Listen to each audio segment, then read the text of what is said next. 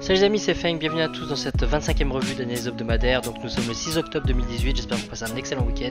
Donc on va voir dans un premier temps ce qui s'est passé cette semaine, notamment avec NFP, donc sur les marchés, donc par rapport aux projections de la semaine dernière. Et dans une deuxième partie, bien sûr les projections pour la semaine qui vient. Allez, c'est parti. Too many thoughts on my mind, I can't sleep at night, so I just keep writing. I don't need no help, I don't need opinions, so don't waste my time then.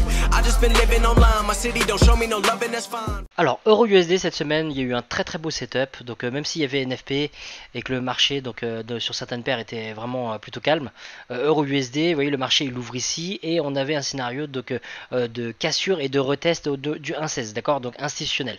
Et on était dans la tendance, d'accord, la structure depuis qu'elle est cassée, donc vous voyez la structure haussière qui est ici, elle a été cassée, on a l'institutionnel à 1.17 qui a été cassé et retesté, et à partir de là donc on a une tendance baissière et on a donc une prolongation de cette tendance baissière avec une cassure et un retest donc des 1.16 institutionnels. Donc le marché ouvre ici, donc on a la cassure, on a le retest et il était possible de rentrer donc à la fermeture donc de manière agressive. Vous pouviez rentrer sur le 1.16 avec un plus petit stop loss, d'accord, votre ratio risque profit est compensé, mais sinon de manière plus safe on pouvait rentrer à la fermeture de cette bougie là, d'accord. Donc si on regarde bien ces trois bougies là, on a une sorte de morning star et en gros bon on a aussi un double top et surtout le double top il est bien en harmonie avec la tendance, d'accord. Donc dans une tendance baissière on veut voir donc des supports cassés et des résistances tenir, et là donc on fait pas attention au W, on fait pas attention au double bottom, mais là on fait surtout attention au M, au double top, d'accord, parce que ça correspond bien à la tendance.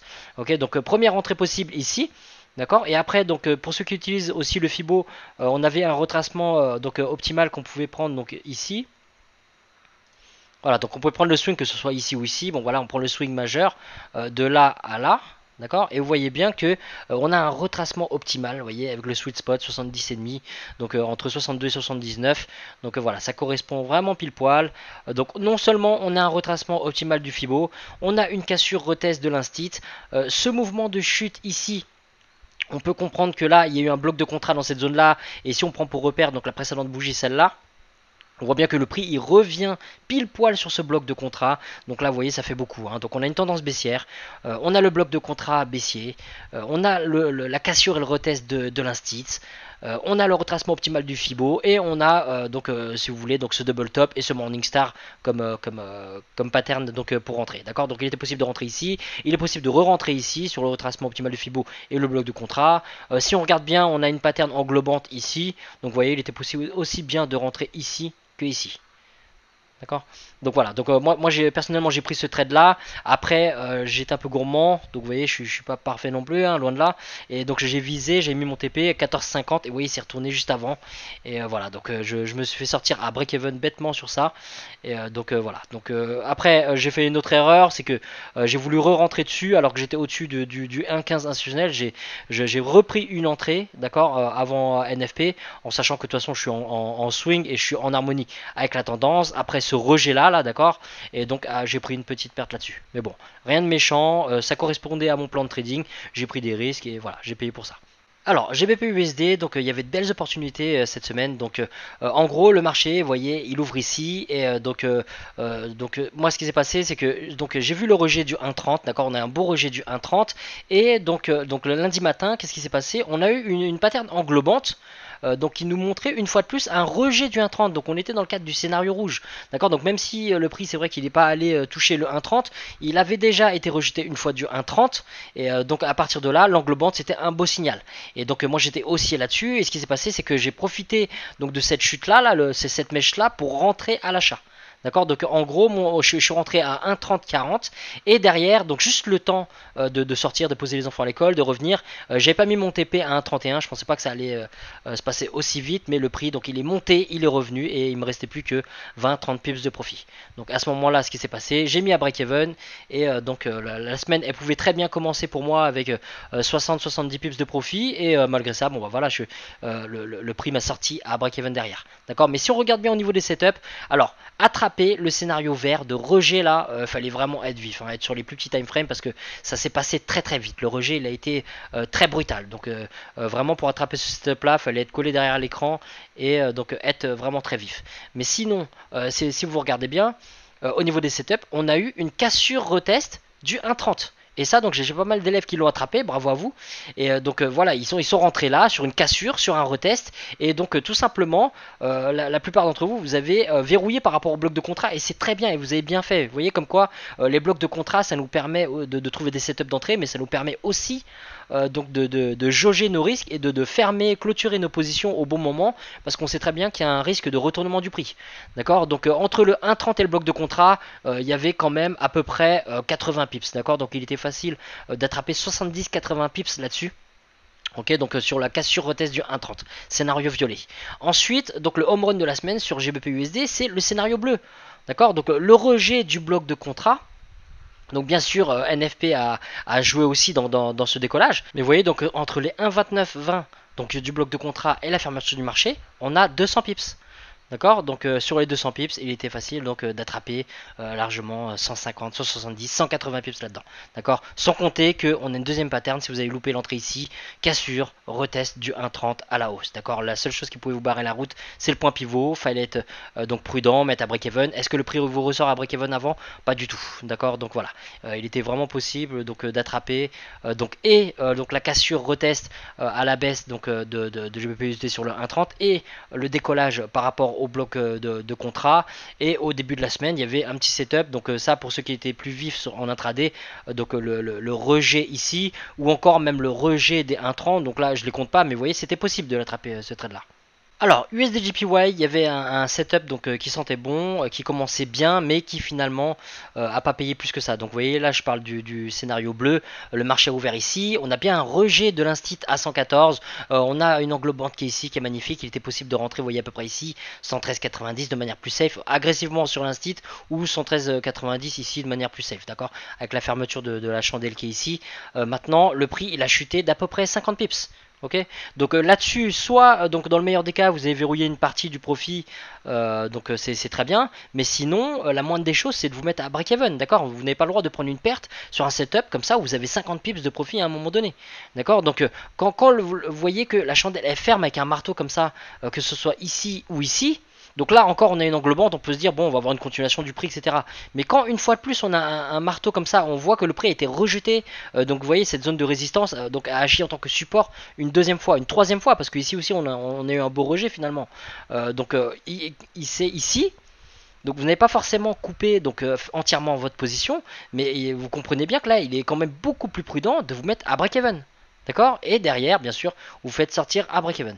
Donc après scénario violet, cassure retest, cassure oui, retest non. D'accord. On n'a aucun retest, aucune raison de rentrer à l'achat derrière. Au contraire, le UJ est repassé en dessous du 114 et maintenant maintient en dessous. Alors AUD/USD c'était vraiment très très beau parce que là le setup il était vraiment magnifique, il était très propre et surtout par rapport au pattern de la semaine dernière c'était plus que prévisible entre guillemets, d'accord. Donc là c'était vraiment un setup à très forte probabilité, le marché il ouvre ici et donc là je vais vous parler du scénario vert, d'accord. Donc de cassure retest de l'instit à 0,72, il y a aussi le point pivot, d'accord. Donc cassure et retest derrière, donc vous voyez on a un rejet encore ici du point pivot mais surtout de l'instit à 0,72.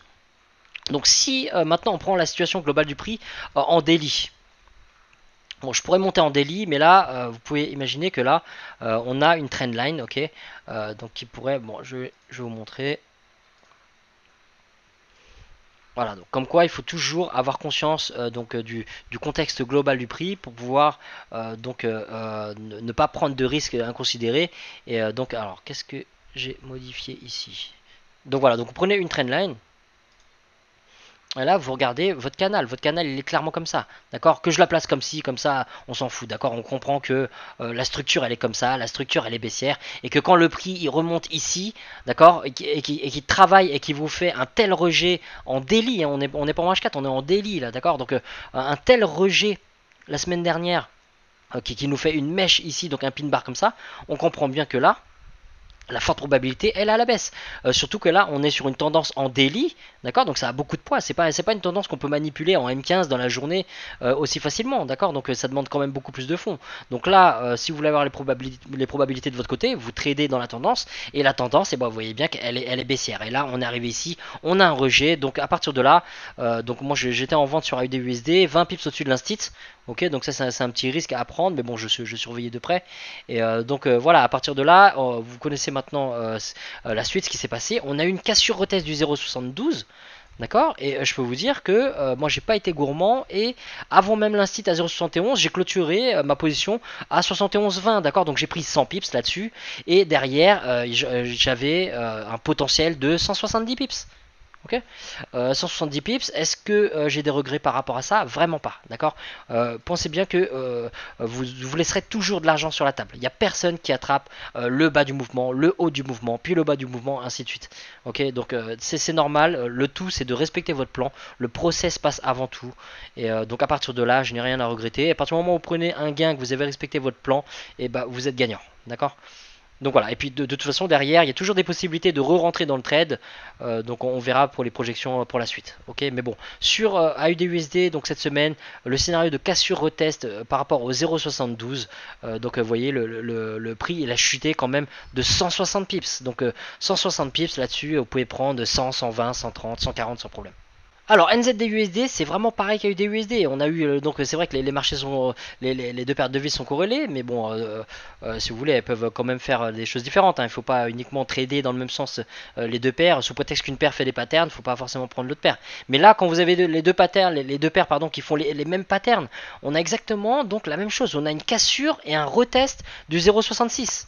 D'accord, donc on a la cassure qui est là, on a le retest qui est là, on prend soit sur le marteau, soit en agressif sur l'instit, on a un rejet du point pivot et de l'instit, on a donc une englobante qui est juste après ici.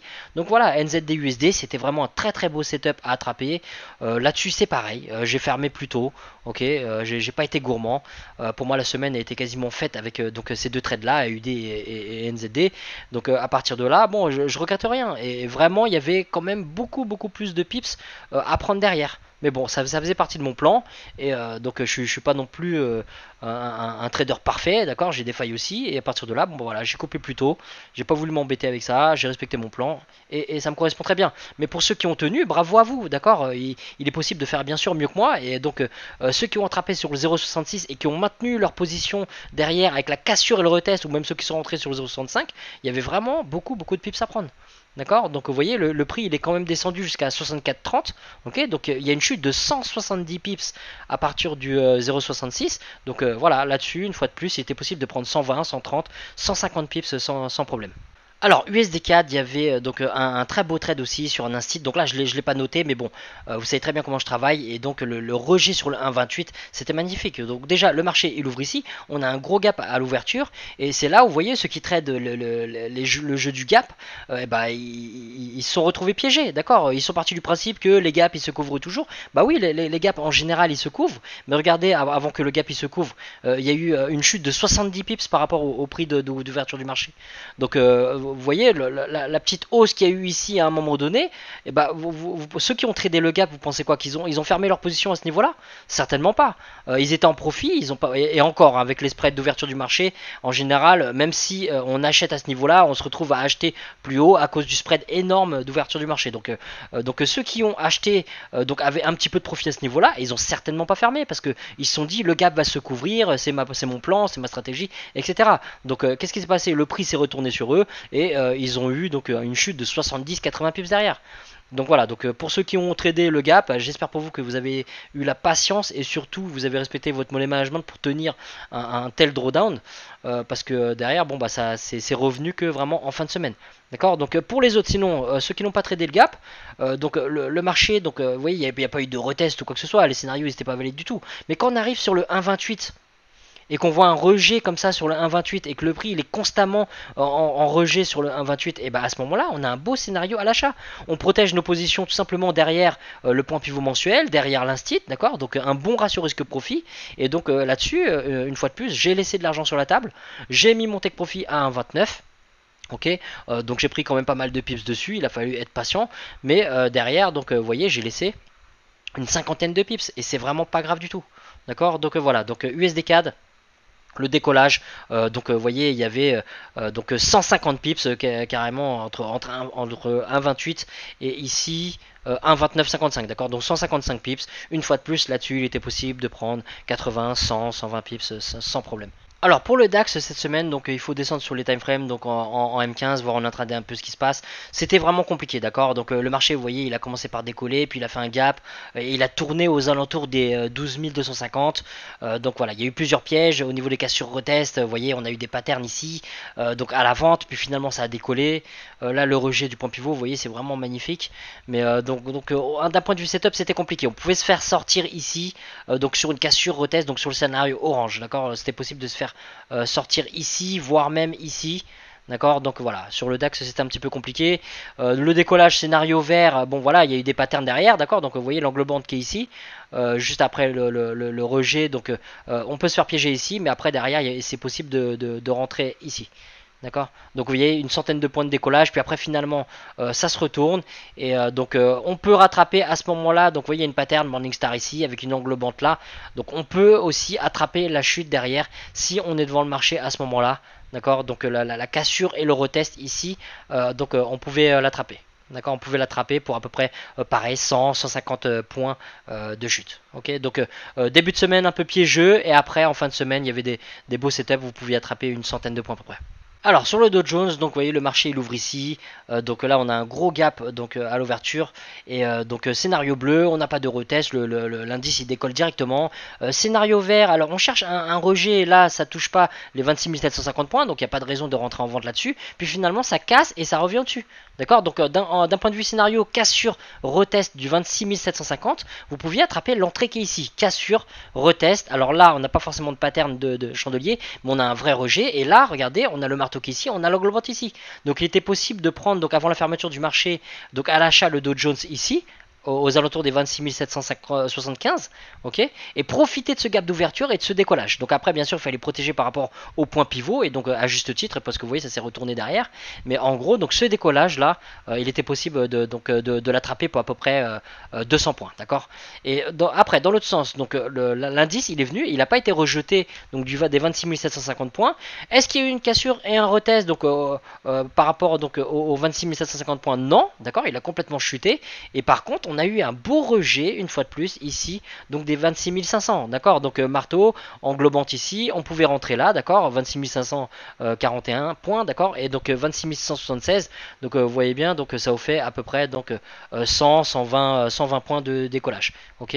Donc et c'est là où c'est important de verrouiller donc du profit et vous mettre à break-even, parce que vous pouvez jamais savoir c'est derrière avec certitude ce qui va se passer. Et quand vous avez derrière des englobantes comme ça, vous avez un indice clair qu'il faut prendre vos profits et sortir de votre trade, d'accord, ou au moins le minimum c'est vous mettre à break-even, d'accord. Sinon cassure retest des 26 500 points donc sur le fin de la semaine. Est-ce qu'on a un retest? Toujours pas, d'accord. Donc il y a eu un rejet du point pivot, mais c'est pas du tout mon scénario. Mais voilà, donc il était possible d'attraper donc le rejet des 26 500 points ici, ou bien la cassure retest des 26 750 donc ici à l'achat. Alors, donc sur le Nasdaq, il y avait vraiment un très très beau setup. Donc début de semaine, vous voyez, par rapport à mes projections, par rapport au plan, à aucun moment l'indice est monté au niveau des 7750 points. Donc il y avait vraiment rien à faire, hein. Scénario orange, scénario bleu, on les oublie. Ensuite, donc quand l'indice chute derrière, il arrive au niveau de notre scénario vert. Est-ce que on voit un quelconque rejet des 7500 points à la hausse? Aucun, d'accord, et pourtant on est en M15, d'accord, donc là on est en intraday et on voit qu'il n'y a absolument aucun rejet, donc aucune raison de rentrer à l'achat ici. Alors pour ceux qui traitent dans l'agressif avec un petit stop loss, pourquoi pas, mais là vous faites sortir directement, quoi, d'accord. Par contre, regardez le scénario rouge, la projection c'est une cassure et un retest des 7500 points. Donc regardez, c'est très très propre, on a une cassure, on a un retest, on a une englobante énorme qui revient en dessous du point pivot, d'accord. Donc à partir de là, on peut rentrer ici et profiter de cette chute magnifique, d'accord. Donc 7458 de manière safe, 7328. D'accord, donc vous voyez, il y avait à peu près 130 points de chute sur le Nasdaq avec une entrée safe en dessous du point pivot après avoir attendu une cassure retest des 7500 points. Alors par rapport au S&P 500, donc ouverture du marché ici, aucun scénario rouge ou vert, d'accord, l'indice n'est pas monté jusqu'aux 2950 points. Maintenant, donc au niveau des 2900 points, il y avait un petit piège. On a bien eu une cassure retest, scénario orange, cassure retest, et on a des patterns d'entrée. D'accord, comme quoi on est dans un business de probabilité, on respecte notre plan et malgré ça, ça ne passe pas. D'accord, on peut avoir des bons trades qui ne passent pas. Ok, donc ce qui se passe, donc on a un rejet de 2900 points, on a bien la cassure, on a le retest, on a le marteau ici, on a l'englobante ici, il était possible de rentrer ici et se faire sortir derrière. D'accord. Donc sinon, dans l'autre sens, cassure, retest, oui, rentrer ici, pourquoi pas, mais avec un point pivot aussi proche, c'était vraiment dangereux, d'accord. À 10 points, vous voyez le bordel que ça a fait derrière, donc on pouvait pas le savoir, mais vous voyez quand vous avez un point pivot aussi proche, ça sert à rien de prendre ce genre de setup. Donc reprendre une cassure, retest derrière au niveau des 2900 points, il n'y a pas eu de retest. Il y a eu la cassure, mais pas le retest. Ok, donc voilà, sur le S&P 500, il était possible de se faire avoir par ce petit piège là, et derrière, pas d'opportunité de re-rentrer. Donc par rapport aux projections que j'ai mis, voilà, juste un petit piège ici. Alors EURUSD, donc pour cette semaine, donc on a plusieurs projections comme d'habitude, et donc vous voyez le marché il a cassé cette structure baissière, donc cette chute là, donc là on pourrait dire qu'on a une sorte d'épaule, tête-épaule sur le 1,15. On va voir est-ce que EURUSD va décoller. Pour l'instant on a des patterns de rejet, on a vraiment une belle englobante, on a un beau marteau, donc cassure, retest du 1,15 à la hausse, donc c'est les scénarios bleu turquoise, d'accord. Donc on a une possibilité de décollage, on va surveiller l'indice du dollar, voir ce que ça donne, mais pour l'instant on est encore dans une zone très très forte de support. Vous voyez, tous les supports que vous voyez ici, là, on est toujours dessus, et tant que c'est pas cassé, donc on peut pas vraiment dire que EURUSD va décoller, d'accord. Donc on n'est pas là pour parier, on n'est pas là pour donc par rapport à mon plan, moi je vais pas trader au milieu du range, d'accord. Le ratio risque profit il est pas intéressant, donc à partir de là, donc je vais attendre de voir, donc au niveau des zones d'attaque 1,15, 1,16, voir un petit peu ce qui se passe, d'accord. Donc on va surveiller ces zones là et ces zones là. Faites bien attention au point pivot mensuel qui est ici. Si vous êtes dans le cadre du scénario violet, vous voulez quand même voir donc une cassure, un retest, et voir le EURUSD fermer en dessous du point pivot avant de vous positionner à la vente. Alors GBP USD, donc pour cette semaine, donc vous voyez cette forte poussée depuis ce bloc de contrat, donc cassure, retest sur le 1,30. Est-ce qu'on va avoir, donc on a déjà la cassure, mais est-ce qu'on va avoir une fois de plus un retest au niveau du 1,31 institutionnel pour voir le prix décoller et aller attaquer les 1,32 voire 1,3250. Donc vous voyez, on a certainement tout plein de liquidités au-dessus de ce haut là et ce haut là, donc voilà, donc le prix a de fortes chances, donc si bien sûr l'indice du dollar chute, et donc ça pourrait aider donc cette hausse de GBP USD, et donc vous voyez cette structure là baissière, donc on pourrait placer une trendline ici. On a eu une cassure et un retest, donc pour l'instant on est sur un mouvement haussier, mais voilà, on n'essaie pas d'anticiper, on va voir ce que ça donne. Est-ce que le price action va nous indiquer un rejet du 1,31? À ce moment là on aura une forte probabilité de rentrer sur un scénario rouge. Et si donc le prix GBP USD arrive au niveau des 1,32, surveillez bien, faites attention à votre ratio risque profit par rapport au 1,3250 qui est un gros instit des 250 pips. Vous voyez, c'est compliqué dans le coin, hein, d'accord. On a un gros bloc de contrat qui est ici, on a le point pivot, on a l'instit à 1,33. Donc voilà, donc dans l'autre sens, sinon pour vendre GBP USD, la moindre des choses, donc scénario violet, d'accord, le prix il est le plus près des 1,31, donc cassure retest dans l'autre sens pour le vendre. Attention au point pivot, rejet possible du 1,30, et bien sûr, donc comme la semaine dernière, cassure retest du 1,30 possible, et attention à ce bloc de contrat, d'accord. Mais on a des nouveaux blocs de contrat, donc vous voyez par exemple, on a ce bloc là à surveiller, ok, bloc haussier qui est ici, donc voilà, faites bien attention. Donc si le prix arrive ici, on a une forte probabilité de rejet, scénario bleu, et en cas d'invalidation du bloc de contrat et de l'instit à 1,30, à ce moment là oui on pourrait se positionner à la vente. Ok, mais bon, c'est si GBP USD décolle, n'oubliez pas que on a un gros bloc de contrat qui est ici, donc surveillez, faites bien attention aux zones qui sont indiquées. Alors, UJ pour cette semaine, donc là pour l'instant on a un rejet du 114 institutionnel, d'accord. Donc on a un rejet, on a des patterns, cassure, retest, on pourrait même dire qu'on là on a une épaule, tête, et éventuellement ici une épaule, ou pourquoi pas une autre épaule avec un scénario bleu, mais bon, dites-vous que dans tous les cas, pour vendre UJ on a un risque pour l'instant, d'accord. On a ce canal, là on a cette structure haussière, et que tant que le bas qui est ici n'est pas invalidé, avec cette trendline là, donc scénario rouge, donc c'est pas prudent de vendre, d'accord. Donc ceux qui veulent vendre de manière agressive avec un petit stop loss, bon vous savez à quoi vous attendre, donc vous pouvez rentrer directement, mais de manière safe il est préférable d'attendre, donc comme je vous ai dit, une cassure et un retest, une invalidation de ce bas qui est ici, ou de la trendline qui est ici, pour rentrer donc de manière donc plus prudente. On va surveiller bien sûr aussi l'indice du dollar et l'indice du yen, voir comment ça peut influer sur UJ cette semaine. Donc surveillez bien le 114 institutionnel, la structure du marché avec ce canal là, et le 113 institutionnel. Alors AUD-USD cette semaine, donc les zones d'attaque, donc 0,71 qui correspond à un point pivot mensuel, donc vous voyez des zones très très fortes. Donc si le prix remonte jusque là, surveillez bien vos patterns du price action, n'essayez pas de parier dessus, on va voir tout simplement ce qui se passe. N'oubliez pas que là on est en bas du canal. Donc voilà, on respecte quand même la tendance. L'idéal pour continuer de vendre AUD/USD plutôt que de chasser cette chute énorme qu'il y a eu, ça serait quand même d'attendre une cassure et un retest du 0,70 qui est un gros instit. Donc on a le bas du canal, on a l'instit. Faites attention au point pivot, d'accord, par rapport à votre ratio risque-profit. Donc si vous avez une entrée vraiment agressive sur 0,70, mettez-vous à break-even. Même quitte à vous faire sortir derrière, il vaut mieux être prudent. Ok, ce point pivot il peut vraiment faire rebondir le prix. Donc voilà. Sinon, attendez donc une fermeture de chandelle en dessous du point pivot pour entrer de manière plus safe. Sinon, donc si AUD/USD décolle, on a les 0,71 à surveiller, on a le 0,72 bien sûr avec le bloc de contrat qui est là. Donc voilà, j'ai pas mis le scénario, mais dites-vous bien que AUD/USD s'il remonte jusque là, il y a de fortes chances de rejet. On a un bloc de contrat, on a un instit à 0,72 et on a un point pivot. Alors NZD/USD pour cette semaine, donc en gros là on est en plein milieu du range entre 0,64 et 0,65. Donc pour l'instant ça sert à rien de chasser le prix. Ceux qui sont déjà dans une vente à partir de 0,65 cassure retest, c'est très bien, vous pouvez vous mettre à break-even. Donc attendre et viser tout simplement le point pivot et l'instit à 0,64. D'accord, donc surveillez donc ces deux zones d'attaque. Vous voyez bien qu'on a des points pivots en plus qui appuient et qui donnent du poids à ces deux zones là. Donc voilà, 0,65, 0,64, scénario de consolidation dans un range, d'accord, ou bien à la baisse et à la hausse. Cassure retest à la hausse, on attend la fermeture au-dessus du point pivot et cassure retest à la baisse. Faites bien attention à ce bas de canal, d'accord, méfiez-vous, mettez-vous à break-even. Si vous arrivez à rentrer donc dans une vente après un retest ici et que vous êtes en profit, donc mettez-vous à break-even, on ne sait jamais.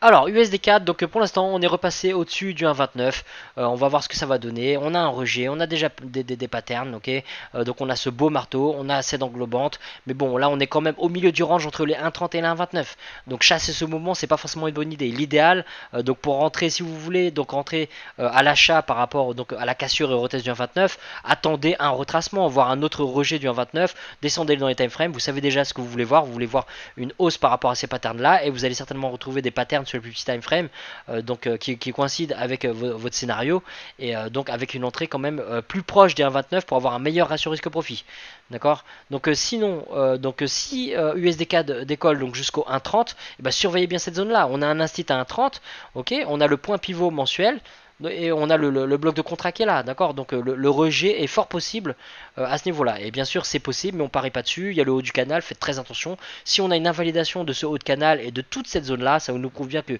les acheteurs ils sont vraiment déterminés et que dans ce cas là il vaut mieux attendre un retest, ne pas chasser le prix mais attendre un retest pour rentrer à l'achat dans cette zone là. Surveillez bien sûr les 1,31 institutionnels et 1,28, d'accord. On pourrait très bien avoir un retour du prix sur les 1,28, à ce moment là on attend une invalidation de ce bloc de contrat, cassure retest pour rentrer en vente ici. Et j'ai pas mis le scénario, mais si le prix descend jusqu'au 1,28 ou au point pivot, il y a le bas du canal, c'est possible qu'on ait un rebond. Alors pour les setups sur le DAX donc cette semaine, on est juste en dessous des 12 250 points. Si l'indice remonte jusque là, on pourrait avoir un autre rejet, d'accord. Donc surveillez bien tout simplement ce niveau là. Faites attention au point pivot qui peut aussi rejeter l'indice. Et bien sûr donc si on a une chute, surveillez bien ce niveau institutionnel des 12 000 points, d'accord. Tout peut arriver, il peut y avoir un rejet avec un bloc de contrat ici pour un décollage de l'indice, ou bien tout simplement une cassure retest pour une continuation de ce mouvement de chute. Ok, donc dans tous les cas, faites attention à ce point pivot mensuel. Alors pour le Dow Jones, donc cette semaine, donc le marché pour l'instant, il est en dessous des 26 500 points. Donc pour l'instant, on a une possibilité de rejet. Donc là, j'ai pas mis le scénario, mais en gros, on peut avoir tout simplement une hausse puis un rejet des 26 500 points.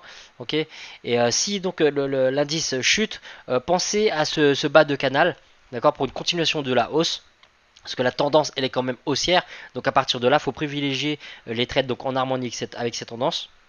Donc le scénario rouge, point pivot mensuel, institutionnel à 26 250 points, point pivot. Donc voilà, donc cherchez des patterns de rejet à ce niveau-là pour l'acheter. Donc avec de meilleures probabilités. Bien sûr, on a un bloc de contrat ici, et donc l'indice, s'il descend plus bas, faites bien attention de ne pas chasser la vente. D'accord, c'est tout à fait possible qu'on ait un fort rejet ici pour une continuation de la hausse. D'accord, donc il faut privilégier la tendance, et la tendance, c'est tout simplement qu'il pourrait descendre, taper les liquidités, et tout simplement décoller par la suite. Ok, donc faites bien attention donc au scénario orange qui est là. Et donc si ça décolle, donc là par contre, on peut regarder le scénario bleu au niveau des 26 500 points, cassure retest, donc regardez en intraday si vous vous avez les patterns, c'est possible de rentrer à ce niveau-là. Et donc, ou même scénario jaune si vraiment ça décolle. D'accord, faites bien attention, on a un haut de canal ici. Ok, donc il y a quand même beaucoup plus de risques avec le point pivot qui est ici. Et scénario vert, donc prudence, 26 750 points, c'est un niveau clé, mais on est quand même à contre-tendance sur la vente. Donc de manière agressive, oui, si on a des patterns, pourquoi pas, mais faites bien attention au scénario vert. Alors pour le Nasdaq, donc après le beau setup de cassure retest des 7500 points de la semaine dernière, donc là tout peut arriver, d'accord. Donc on a une cassure de la structure, vous voyez, par rapport à la trendline, on a déjà une cassure et un rejet, donc et de la trendline et des 7500 points, donc pour l'instant on est sur une continuation de la baisse. Donc on va voir, il y a un point pivot qui est juste en dessous, on va regarder au niveau des 7250 points ce qui se passe, et donc si on a une hausse, après on peut revenir sur le bloc de contrat qui est ici, scénario orange, donc je vais vous mettre le bloc de contrat, donc en gros vous voyez, dites-vous bien que vous avez un gros bloc de contrat ici, et que donc l'indice pourrait vraiment, donc après une petite hausse, rechuter derrière sévèrement, d'accord. Donc et si vous rentrez à l'achat après un rebond sur les 7250 points, et bien justement faites attention à ce bloc de contrat et au point pivot pour verrouiller au moins une partie de votre profit, voire même clôturer votre position. Ok, donc sinon scénario bleu, cassure retest des 7500 points pour un achat, continuation de la hausse en harmonie avec la tendance, même si là pour l'instant on a une cassure donc de cette trendline là et du bas qui est ici, on est peut-être pour l'instant dans un mouvement de chasse au stop, et ils sont tout simplement allés taper les liquidités ici pour une continuation de la hausse, donc méfiez-vous, et si on a une continuation de la baisse, et ben surveillez bien les 7250 points. Alors pour le S&P 500, donc cette semaine, on est en dessous des 2900 points. Si l'indice remonte ici après ce rebond sur le point pivot, et ben surveillez bien ce qui va se passer à ce niveau-là. Rejet, cassure, retest, attention au point pivot. On n'essaie pas de parier, on n'anticipe pas, on verra ce que le price action nous indique. D'accord. Sinon, si l'indice chute, faites attention à ce point pivot. Ça pourrait être même de vous donner lieu à un setup. D'accord. Donc si on a une cassure, retest de ce point pivot, vous voyez bien qu'on a un gros niveau de support qui est ici et ici. Donc à partir de là, si vous avez des patterns qui vous indiquent qu'on a un beau rejet, donc une cassure, un retest, un rejet, vous pouvez rentrer donc de manière plus prudente après avoir attendu bien sûr le pullback et le retest. Et bien sûr surveiller les 2850 points. Si donc l'indice descend jusque là, on peut avoir un rebond ou bien une cassure et un retest. Voilà les amis, j'espère que cette revue vous a plu. Je vous souhaite un bon trading pour cette semaine. Comme vous pouvez voir, chaque semaine, il y a toujours des scénarios qui payent. Il suffit vraiment d'être patient et d'attendre que les patterns viennent à vous. D'accord. Il faut sniper le marché, il ne faut pas tirer dans tous les sens et attraper de simples patterns isolés. Il faut vraiment regarder le marché, le contexte donc du marché dans son ensemble, et regarder par rapport à la tendance, par rapport aux patterns, par rapport au price action, ce que le marché vous montre. Donc voilà, donc discipline, et voilà, donc il n'y a pas de raison que ça se passe pas bien. Si vous respectez votre money management et que vous respectez votre plan de trading, et ben le marché devrait vous payer. Et si vous ne payez pas cette semaine, rappelez-vous que le trading c'est une affaire de long terme et qu'il ne faut surtout pas dévier de votre plan de trading. Okay. Donc voilà, donc n'hésitez pas à poser vos questions si vous avez des questions en commentaire, que ce soit sur Facebook ou YouTube. Pensez à mettre un petit like, ça fait toujours plaisir. Et n'oubliez pas de me suivre donc sur TradingView. Mon pseudo c'est Feng971, FENG971. Et voilà, vous pouvez aussi mettre vos questions sur TradingView, j'y répondrai avec plaisir. Allez, bonne semaine de trading à tous.